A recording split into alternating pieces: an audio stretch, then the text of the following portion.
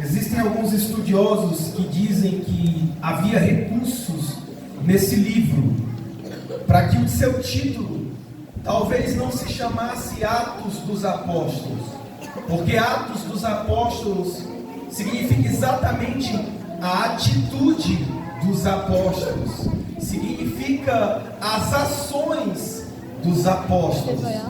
Mas o livro de Atos não relata as atitudes de Pedro, relata as atitudes de Pedro conforme o Espírito Santo.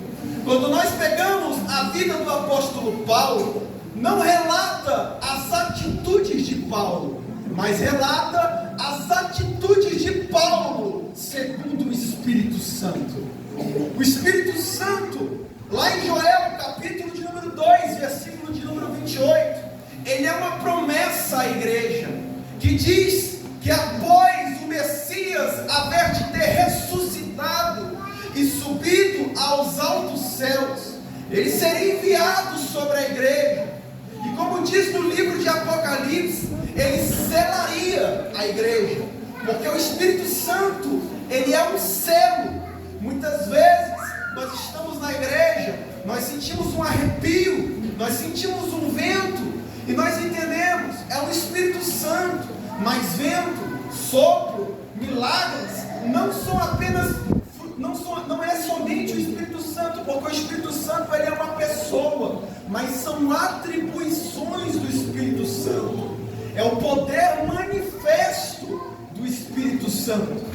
A Bíblia nos diz em livro de João, capítulo 14, a partir do verso 1, quando o Senhor está instruindo os seus discípulos, e Ele está falando aos discípulos, Ele diz: olha, filhos, eu subirei aos mais altos céus, mas não se preocupem, porque enviarei a vós o Consolador.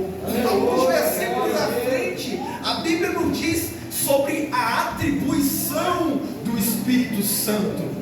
Quando nós olhamos para os céus e deixamos o Espírito Santo se fazer presente em nossas vidas, a Bíblia nos diz que Ele convence o homem do pecado, Ele convence o homem da justiça e Ele convence o homem do juízo. Quando nós temos alguém que ratifica e reiteradas vezes a vida no pecado, é porque aquela pessoa está sem a presença do Espírito Santo. Porque quem tem o Espírito Santo, aquela pessoa, ela escuta a ordem da palavra de Deus e segue a vida segundo ela. Quando nós olhamos na Bíblia Sagrada, no livro de Atos, capítulo de número 2, no versículo 1, o texto nos diz: cumprindo-se o dia de Pentecostes, estavam todos reunidos no mesmo lugar. O dia de Pentecostes, essa palavra, Pentecostes, ela significa 50, ou seja, o número 50. Recebia esse nome, essa festa, porque era uma festa que ocorria 50 dias após o dia da Páscoa. Essa festa de Pentecostes, 50 dias, ela tinha esse nome não somente para atribuir a um dia normal, mas nesta festa eles comemoravam um significado muito importante.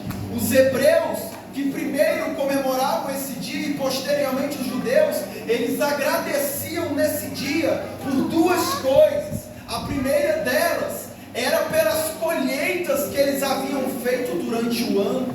Então era uma forma daquele povo agradecer a Deus por tudo que Deus havia providenciado ao povo.